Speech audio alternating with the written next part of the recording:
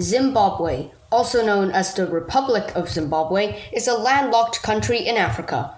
Known for its Zambezi River and Victoria Falls, hippos and rhinos, beautiful safaris and reserves, and $119.96 for a quarter of a liter of milk. Pretty cool country if you ask me. Hey, wait a minute!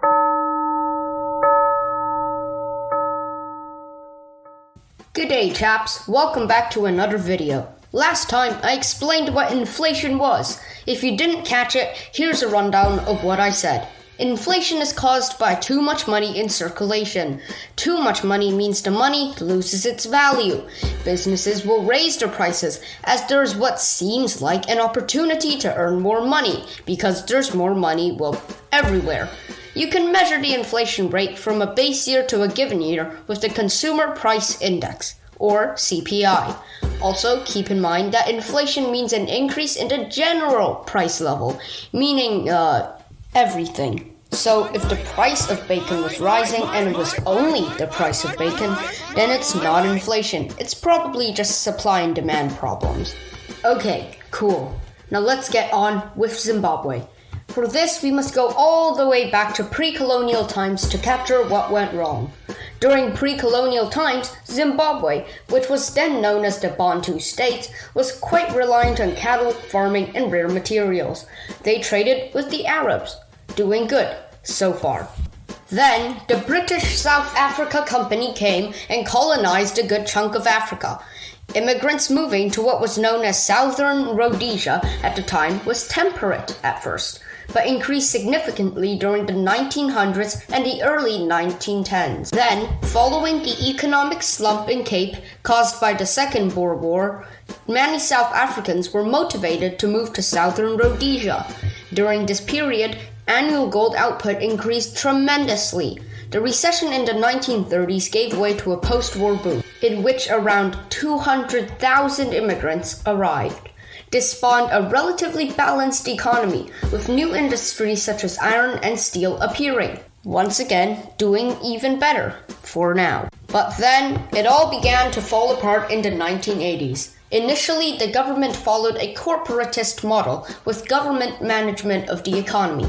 A corporatist model is based around the advocacy of the organization of society by corporate groups, including agriculture, labor, military, and business, scientific or guild associations, based on their interests. The government created a completely new list of economic policies. They introduced minimum wage and virtually wiped out the right to fire someone. Total spending on education nearly tripled, as did government healthcare spending. The consequences were mixed. Economic inequality decreased and education and healthcare became more widespread. But during this time, the global domestic product, or GDP, per capita decreased by 11.5%, while in the US, for comparison, it increased by 38%. Now it was beginning to fall apart. There were several reasons for this. One was that exports were discouraged as the costs of input for exporters were raised. Another reason was that foreign companies were not allowed to remit dividends. On top of that, foreign investments were actively discouraged. Restrained interest rates discouraged saving, and the state's tendency to borrow reduced the capital to all but favored borrowers. This also got our friend inflation warmed up to charge against Zimbabwe. Public spending broke the roof and made a hole in the moon. Yes, I think I just made a new saying, but that's not important. What is important is the fact that all this produced a chronic budget deficit, a high tax regime, and rapid increase in public debt. And you know the first thing that comes to a government's mind when there's public debt? Print more money, which is how you increase the inflation rate too. If you want a more simpler word, here's one that describes what I just said. Horrible. These factors dragged down the economy closer and closer to death. All companies were discouraged in hiring more workers due to control in wages and employment. Unemployment was on the rise. This created two significant consequences. Number one was that this suppressed the emergence of a genuinely entrepreneurial African business class and reduced the political support from those who had made it through the problems. The second problem was a big threat: unemployment, particularly in urban areas. Over the decade, wages declined. By the end of the 1980s, the inflation rate was at 14%, which was above the recommended 2% inflation for a healthy economy. By the end of the 1990s, you could say that pretty much everything had gone wrong. Declining wages, unemployment, and inflation. The government decided to introduce a new set of economic policies again and remove wage control to some degree of success. It received wide local support and was implemented just in time before economic problems spiraled out of hand. So, we're all good, right? Nope. Because guess what? A 40% devaluation of the Zimbabwean dollar was allowed to occur. Remember when I said everything was going wrong before? Well, I lied. Now everything was going wrong. Just when you thought you had seen it all. Growth, employment, wages, and social spending fell straight back down through the roof and destroyed the basement. Furthermore, inflation remained at somewhat the same level, and the deficit was still sitting there, well above the intended target, because the government's plans weren't thought through enough. Droughts wreaked havoc on the agricultural sector. Sure, the government attempted to fix things by forever changing their economic policies, but almost each and every one of them were rendered useless by the budget deficit. People were now borrowing a ton more, interest rates were on their way to Saturn, and there was lots of upward pressure on the exchange rate. Many firms collapsed, while others were forced to restructure.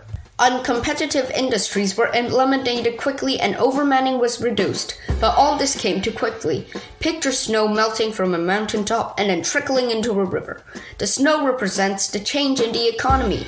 Climate change will cause the snow to melt quicker and quicker each year.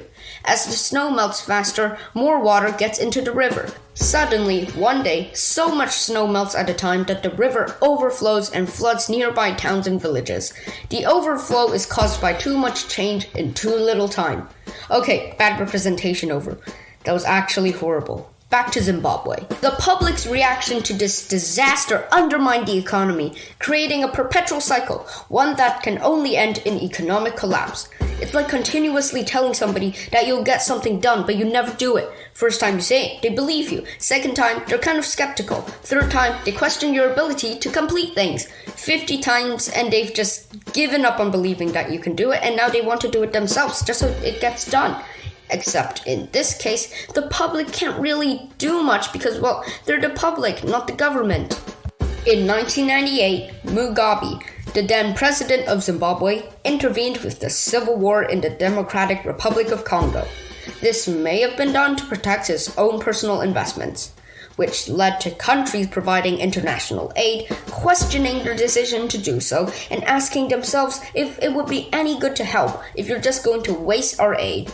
Robert Mugabe did a very, very, very bad, as the millions spent in the intervention, as well as the suspension of economical aid, did nothing but weaken the already troubled Zimbabwean economy. And now, by 1999, the inflation rate was already at 57%. Very unhealthy. Since the 2000s, inflation has been slapping the Zimbabwean economy in the face one too many times.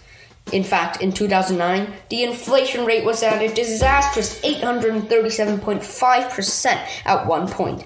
Thanks to political corruption and turmoil, mismanagement, capital flight, and the dissipation of industry and agriculture, Zimbabwe's economy is doing absolutely horribly, and inflation is having fun. I mean, come on, it doesn't get any worse than this, right? Look, the inflation rate for 2020 was 557.21%. Absolutely no country can top that.